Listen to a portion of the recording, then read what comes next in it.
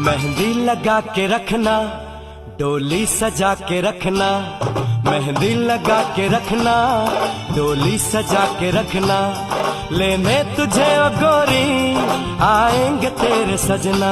তো hi everyone, আজকে ছিল হচ্ছে আমার মেহেদি সন্ধ্যা। তো আমি একা একাই রেডি হচ্ছি, কারণ বিয়ের সাজগুলো আমি একাই সাজতে চাচ্ছিলাম যেন আমাকে একদমই ন্যাচারাল এবং সিম্পল লাগে। যেহেতু আমি অনেকবার ব্রাইডাল লুক নিয়েছি, আপনারা আমাকে ভারী লুকে অনেকবার দেখেছেন, এন্ড সামনে আমার আরো ব্রাইডাল শুট আছে। তো আমি বিয়েতে খুবই ন্যাচারাল থাকতে চাচ্ছিলাম। আমাকে অনেক বিউটিশিয়ান বা অনেক আপুরা বাসায় এসে ব্রাইডালের হোম সার্ভিস দিতে চাচ্ছিলেন। শুধুমাত্র আমি এই কারণে আপনাদের কারো কাছ থেকে স্পন্সর নিইনি। ভারী মেকআপ করলে আমাকে একদমই ভালো লাগে না, আর অভি এত বেশি মন খারাপ করে, শুধু এসে বলবে তুমি মেকআপ তাড়াতাড়ি উঠাও, আমার খুবই কান্না পাচ্ছে, আমি তোমাকে চিনতে পারছি না। তো বেচারা প্রোগ্রামের আগে আমাকে বলে দিয়েছিল, রাবিয়া প্লিজ তুমি কোনো ভারী মেকআপ নিও না, তুমি প্রতিদিন যেভাবে থাকো সেভাবেই থেকো, আমি যেন তোমাকে দেখতে পারি। যাই হোক, আমার মেহেদির যে অ্যারেঞ্জমেন্ট গুলো দেখেছেন সব এগুলো আমার বোনেরা করেছে। এটা আমার একদমই ফ্যামিলি একটা প্রোগ্রাম। এখানে শুধু আমার মা বাবা ভাই বোন, অভির ক্ষেত্রেও সেম, শুধু ওর মা বাবা ভাই বোন। আমরা মেহেদি প্রোগ্রাম স্টার্ট করেছিলাম সন্ধ্যা 6টা থেকে, যদিও বিকেল 4টা থেকে করার কথা ছিল, কিন্তু বিয়ে বাড়িতে কি পরিমাণ কাজ থাকে এটা আপনারা জানেন। আর সবগুলো কাজ আমার নিজে করতে হয়েছে, কারণ বিয়েটা ঢাকা হচ্ছে, এটা আপনারা মোটামুটি অনেকেই জানেন। আর ঢাকা আমি ছাড়া আমার ফ্যামিলি কেউ কাউকে চেনে না। মেহেদি আর্টিস্ট এখানে 2টা ছিল,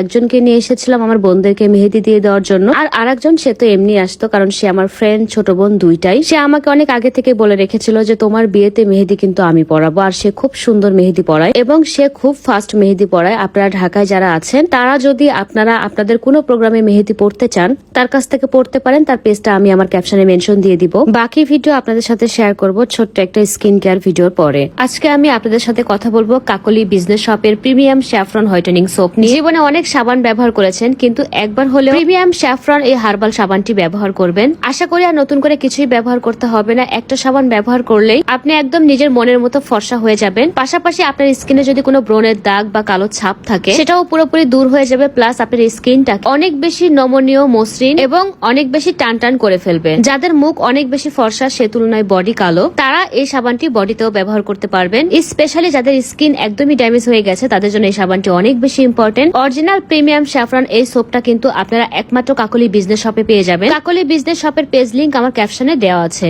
বিয়েতে যদি সবচেয়ে কঠিন এবং প্যারাদায়ক কোনো কাজ থাকে সেটা হচ্ছে মেহেদি পড়া। ভাইরে ভাই, মেহেদি পড়তে গেলে আপনাকে একটা বিশাল ধৈর্যের পরীক্ষা দিতে হবে। আমার 2 হাতে ফুল ব্রাইডাল মেহেদি দিতে প্রায় রাত 11টা বেজে যায়। এদিকে আমার ভাই বোন যে যেখানে ছিল সবাই আশেপাশে নাচানাচি করছিল। তারা বিয়ে নিয়ে এমনিতে অনেক আগে থেকে অনেক বেশি এক্সাইটেড ছিল। তারপরেও আমি যদি কোনো রকম বোরিং ফিল না করি এই জন্য তারা নাচানাচি করছিল, গান গাচ্ছিল। আপনারা অনেকেই বলেছেন যে আচ্ছা ছেলের বাড়ি থেকে কেউ আসেনি, মেয়ের বাড়ি মেহেন্দি প্রোগ্রাম, এখানে ছেলের বাড়ির লোকজন এসে কি করবে? আর মেহেন্দি প্রোগ্রামে কি আসলে ছেলের বাড়ি থেকে কোনো লোকজন আসে? আমার মনে হয় মেয়ের বাড়ির এসব প্রোগ্রামে ছেলে বাড়ির লোকজন আসার প্রশ্নই ওঠে না। নিজের বেলায় আপনাদের হিসাব 16 আনা, কিন্তু আমাদের বেলায় প্রতি ধাপে ধাপে ভুল। কেন আপনাদেরকে কেউ বিচারক হিসেবে রেখেছে? আমি ভিডিও করি, একটা ভিডিও করতে 15 সেকেন্ড লাগে, যখন ব্লগের ভিডিও করি তখন 2 থেকে 3 ঘন্টা লাগে। আর এই 2-3 ঘন্টার ভিডিও দেখে কিছু লোভী মহিলা তো মনেই করে অভি সারাক্ষণ আমার সাথে থাকে, আমি সারাক্ষণ অভির সাথেই থাকি, আর অভি আমার সঙ্গে থাকলে আপনাদের প্রবলেম কি? অভি তো আমার সঙ্গেই থাকবে না, নাকি আপনার সঙ্গে থাকবে? যদি আপনার সঙ্গে অন্য পুরুষকে রাখার শখ হয় তাহলে আমাকে টেক্সট করেন, দেখি আপনাদের জন্য কোনো ব্যবস্থা করা যায় কিনা। মেহেদি দেওয়ার একদমই লাস্টে আমার বোন অভিকে ডেকে এনেছিল জাস্ট কিছু পিকচার এবং ভিডিও করার জন্য। তবে আজকে কেন জানি অভিকে দেখে আমি খুবই লজ্জা পাচ্ছিলাম, এন্ড সে যখন আমার পাশে এসে বসে আমি অনেক বেশি ইমোশনাল হয়ে যাচ্ছিলাম, আমার শুধু কান্না পাচ্ছিল। জানি না মনের ভেতরে হঠাৎ এরকম অদ্ভুত একটা ফিলিংস কেন হচ্ছিল। যদিও আমি মুখের উপরে হাসছিলাম, এটা আপনাদেরকে দেখাচ্ছি, ভেতর থেকে আমার অনেক অনেক বেশি কান্না পাচ্ছিল। আমি কখনো ভাবতে পারতাম না যে এই মানুষটাকে আমি সারা জীবনের জন্য পেয়ে যাব। আমার মনে হতো যে ফাইনালি আমাদের বিয়ে কখনোই হবে না, কারণ অভি খুবই চাপা স্বভাবের একটা মানুষ, সে তার মনের কথা কখনোই খুলে বলতে পারতো না। বলতে গেলে তাকে আমার সবসময় পড়তে হতো যে সে কি বলতে চাচ্ছে। ইভেন আমার আশেপাশের মানুষগুলো তো আমাকে একদম গ্যারান্টি দিয়ে দিয়েছিল যে এই ছেলে তোমাকে কখনোই বিয়ে করবে না। তো সবকিছু মিলে আমাদের সম্পর্কের কথাটা আমি পাবলিকালি ওভাবে হাইলাইট করে বলতাম না। আমাদের দুইজনের পরিচয়টা 2019 সাল থেকে, আর পূর্ণতা পেতে যাচ্ছে 2024 সালে। আর আজকের দিনের জন্য আমাদের দুইজনেরই অনেক বেশি কাঠখড়ি পোড়াতে হয়েছে। স্পেশালি আমার অনেক বেশি কষ্ট হয়েছে, অনেক পরীক্ষার মুখোমুখি হতে হয়েছে।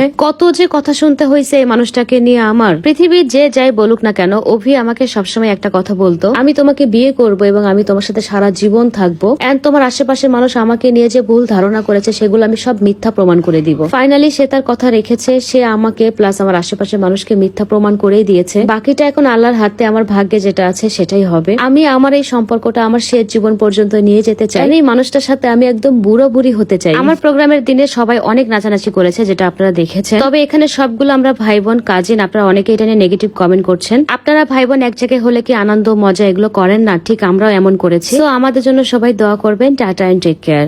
सोना सबसे मेरे दिल को गया लेकर मेरी